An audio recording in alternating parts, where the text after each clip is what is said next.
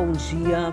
Estamos no mês da conscientização da síndrome do autista. No Brasil existem mais ou menos cerca de 2 milhões de pessoas com essa síndrome. Nos estados, esse mapeamento ainda é um pouco mais complicado, mas estima-se também que São Luís seja a segunda capital com maior registro de síndromes de autistas. E é sobre esses problemas que nós vamos falar no programa de hoje. Quem veio conversar comigo sobre esse assunto foi a Thelma Sá Nascimento, que é coordenadora do programa Terapia ABA. Bom dia, Thelma. Bom dia. Seja bem-vinda. Obrigada pela oportunidade.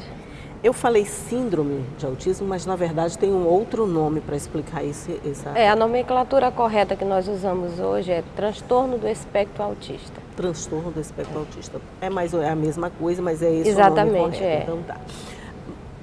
Eu estava falando que não existem estatísticas assim oficiais, vamos dizer. É difícil esse mapeamento? Nós ainda não conseguimos aqui. Nós tentamos no ano passado um projeto para fazer da região metropolitana, envolvendo São Luís, Raposa, São José de Ribamar e Paço do Lumiar, pelo menos um mapeamento dessa região, porque essas pessoas vêm buscar atendimento aqui em São Luís. Não conseguimos ainda, mas seguimos a estatística nacional, que é em torno de 2% da população. E nós estamos vendo que a cada dia aumenta mais esses casos de pessoas com autismo aqui em São Luís, infelizmente. Tem essa possibilidade mesmo da gente ser uma das capitais com maior registro de autistas? Nós precisaríamos ter esse levantamento com precisão, né? Mas a prática, né, que nós vemos aqui todo dia é que realmente isso pode ser uma realidade. Até porque São Luís hoje está se tornando um centro de referência para tratamento em autismo.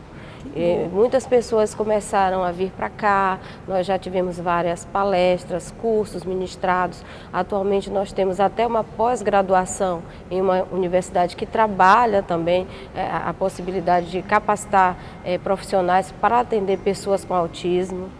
Então São Luís, assim, muitas pessoas têm vindo para cá para buscar conhecimento e também para atender. Hoje nós já temos profissionais aqui mesmo, da nossa própria cidade, que já trabalham de uma forma com bastante retorno significativo. Então isso significa que com essa busca de conhecimento e essa busca de tratamento, a gente tem uma boa rede, vamos dizer, um bom suporte para amparar todas essas famílias que de alguma forma têm um filho com autismo ou que precisam mesmo dessa proteção? Na realidade nós estamos caminhando ainda, né? Porque como o estudo é muito recente, em termos de políticas públicas nós temos ainda muito a avançar, né? A iniciativa privada, né, como o nome diz, as pessoas mesmo custeiam, ela já é um pouco mais além, né? Já tem um leque de atendimento muito mais amplo. A nossa preocupação são as pessoas de baixa renda, né, que têm um acesso mais limitado a esse tipo de atendimento, que é um atendimento que traz uma resposta significativa. É um tratamento especializado, imagino, bem delicado. Envolve uma equipe multidisciplinar, envolve a adoção de um programa para aquela pessoa com autismo, porque cada pessoa é uma pessoa, apesar de terem um transtorno similar. Mas o transtorno é diferente para cada pessoa? Isso, existem, segundo o DSM-5, que é o manual internacional que caracteriza a pessoa com autismo, ele destaca o autismo em 3 níveis, né? Severo, moderado e leve. Então, dentro desses 3 níveis, nós temos também a característica de cada pessoa em si. Então, a terapia, ela tem uma base comum, mas tem que ser adaptada para cada um. Por isso que acaba se tornando uma coisa cara. Né? E, por exemplo, vem muita gente do interior buscar tratamento? Muita gente do interior para cá. Muita gente do interior buscar atendimento aqui. Buscar atendimento, porque nas cidades do interior a gente não tem nenhum tipo de tratamento, de atendimento, nada. As APAES fazem um trabalho, mas assim, não dentro dessa abordagem que é a que nós defendemos, que é a mais, não é que seja a mais correta, mas é aquela que traz um retorno maior para essa pessoa, que às vezes consegue inserir na escola, dependendo do nível dela, consegue inserir no mercado de trabalho. Aqui em São Luís nós já temos históricos de pessoas com autismo na universidade. Que bom, quer dizer que a gente já está avançando, né? Isso. Porque esse diagnóstico não é tão fácil assim, né? Diferente de outras síndromes, por exemplo, a síndrome de Down já tem as características próprias que na hora que nasce você já identifica se a criança é portadora ou não dessa síndrome.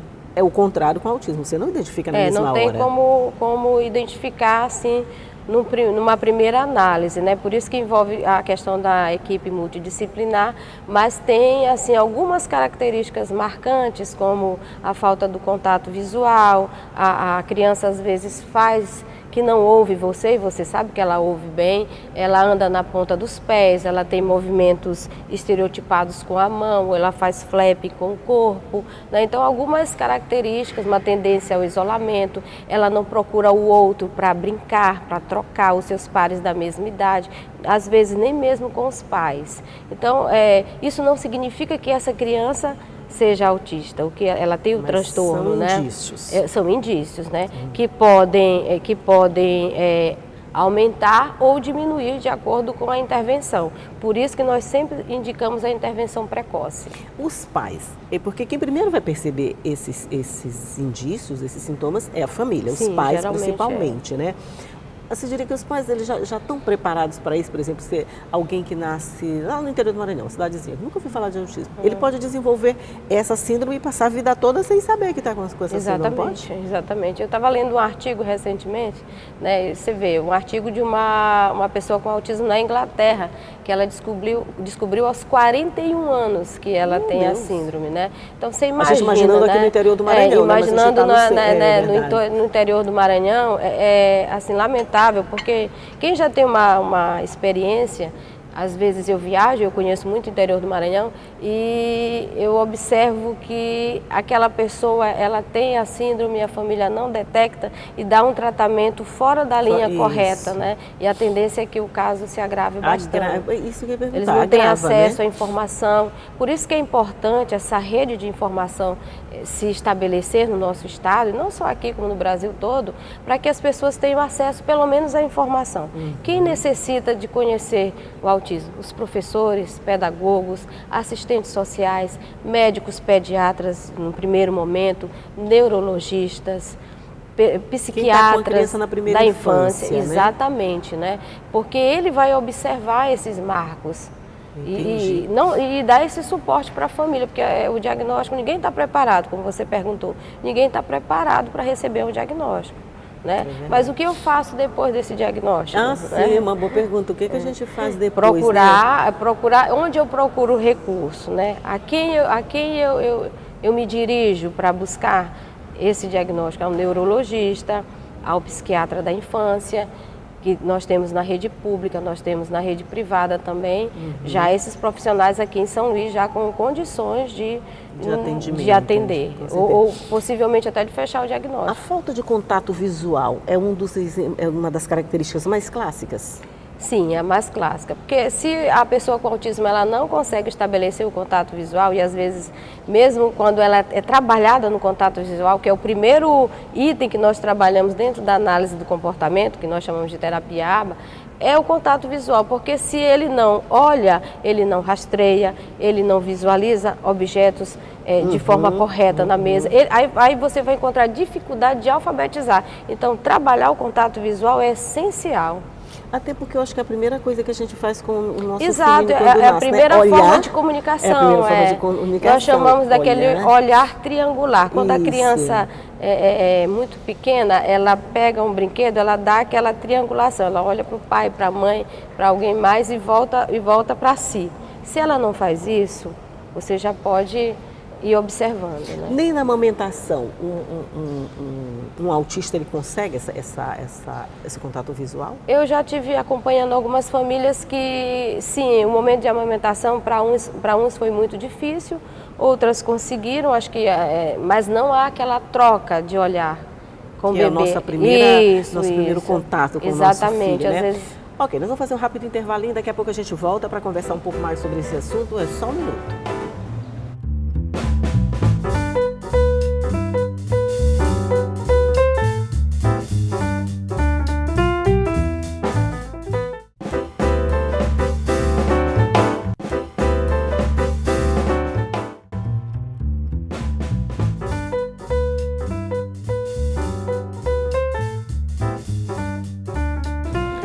De volta aqui para mais um bloco de conversa sobre o autismo e a sua experiência, Thelma. Você tem um filho com... Eu tenho um rapaz com 22 anos. Já 22 anos, né?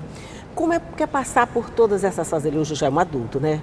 Como é que é passar por todas essas fases com bebê, criança, adolescente, até chegar à fase adulta? Olha, eu costumo dizer para as minhas amigas que têm filhos na mesma idade que o meu, ou até mais velhos, que hoje nós ainda estamos andando no pedregulho, mas asfaltamos uma estrada para muitas amigas. É verdade. Era muito complicado. Meu filho teve diagnóstico aos 2 anos, então você imagina, 20 anos atrás, nós viajávamos para fora do Maranhão para pegar o diagnóstico. Era muito complicado, né? Então, eu estive... O seu caso particular, o diagnóstico não foi aqui? Não foi aqui, né? Eu levei... O primeiro local que eu procurei foi um médico da rede privada, depois eu busquei a APAE, mas naquela época não se tinha um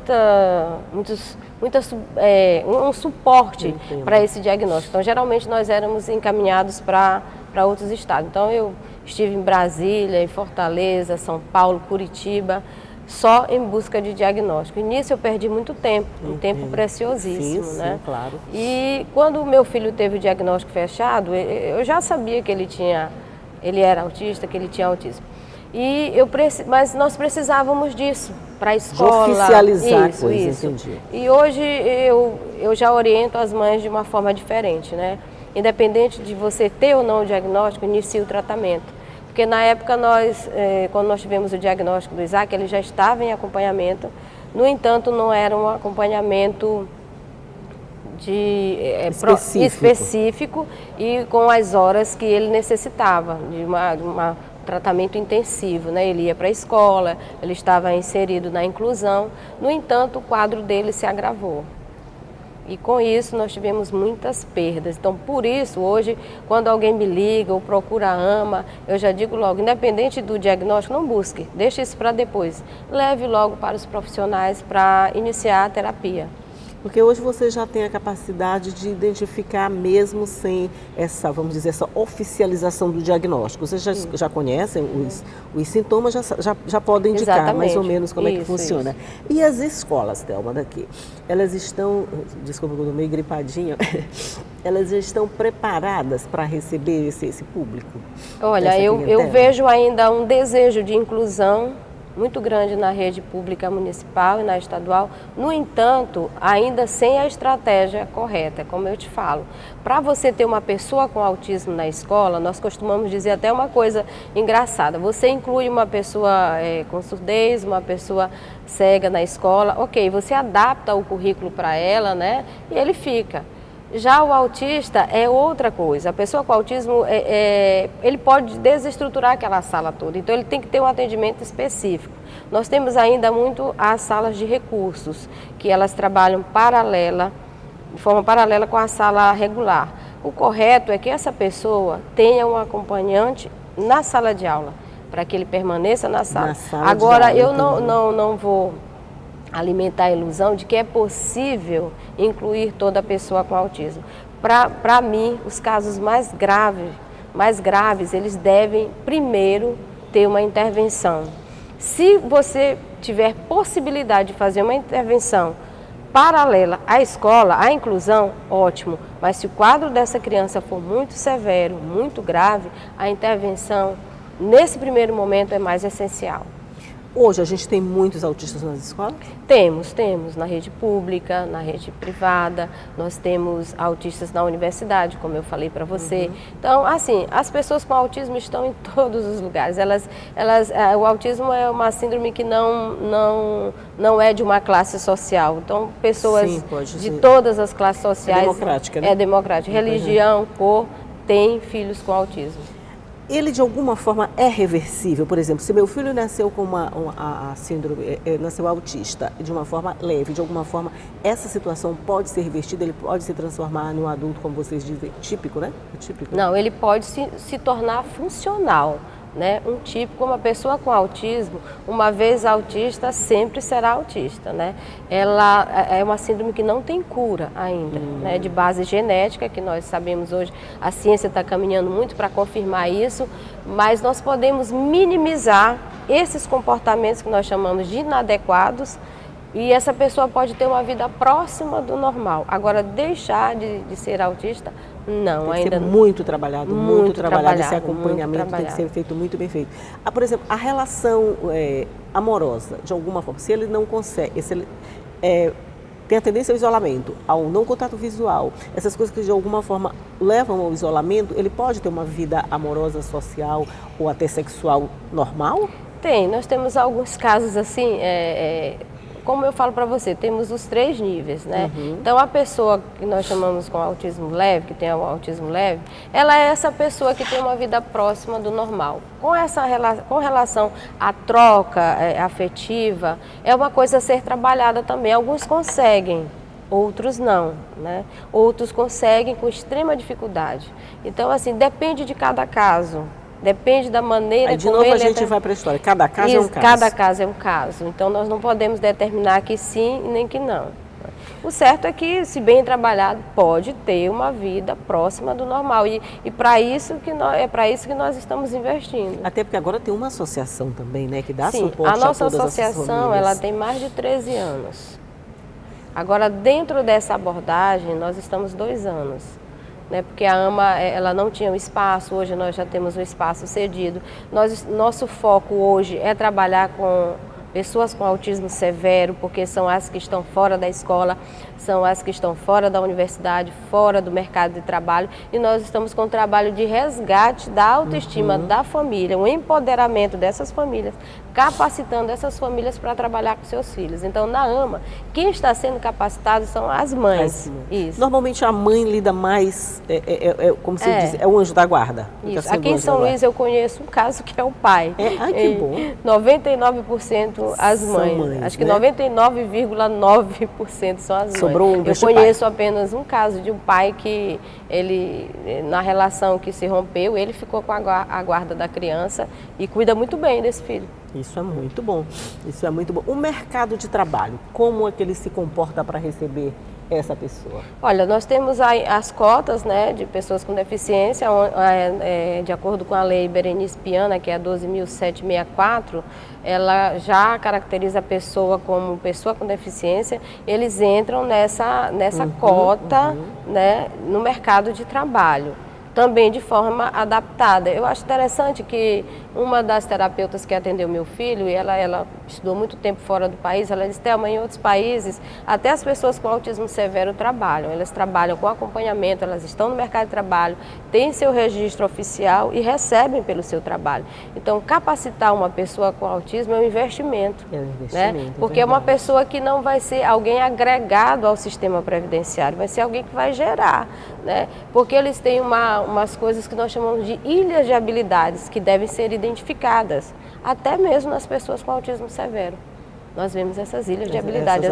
Na AMA nós trabalhamos a arte-terapia, eles fazem colares, pulseiras. Entendi.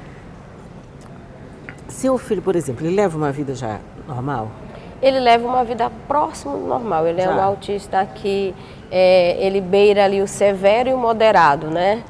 Porque ele tem alguns autistas têm o que nós chamamos de comorbidades associadas, são doenças associadas ao autismo. No caso do meu filho, ele tem epilepsia, então o quadro dele é um quadro mais grave. Entendi. Então, com a terapia intensiva, nós conseguimos aproximá-lo do moderado. Então ele tem uma vida social, ele sai, vai a restaurantes, a cinema, uma vida familiar regular. Mas essa vida pode ser independente? Por exemplo, ele consegue Se bem trabalhado, sim. Nós temos que detectar dentro do nível daquela pessoa o que é independência para ele. É saber alimentar-se sozinho, banhar-se sozinho, usar um banheiro. Isso é fundamental, né? Porque nem sempre você vai ter um cuidador ali do seu lado. Então, trabalhar isso às vezes é mais importante do que ensinar aquele autista escrever ou ler. É mais importante você ensinar a independência dele. Em todos os locais. Eu entendo. Então, se bem tratado, se bem cuidado, dá para levar a vida, vamos dizer, quase numa boa. Quase numa boa. Dá sim. Numa boa. Não é ilusão, nem querer enganar. É um fato comprovado cientificamente. Eu entendo. A situação de todos os outros autistas aqui, como que você diria que é? a gente está nessa situação de levar a vida quase numa boa? Olha, ainda falta muito para a gente ainda chegar falta lá. muito. Infelizmente, aqui no nosso estado e aqui na nossa cidade, nós temos históricos de pessoas com autismo ainda segregadas em suas casas, porque a família já desistiu, não porque a família não lutou, não porque a família não tentou, porque ela não teve condições, né? Ainda tem Condições essa situação, de dar esse tratamento adequado. Então, infelizmente, nós ainda temos esses relatos de autistas vivendo em confinamento, isolados, sem sair de casa, o que é muito triste, porque é importante que ele tenha uma vida social. Ainda falta voltar muito essa estrada, Muito, né? Muito.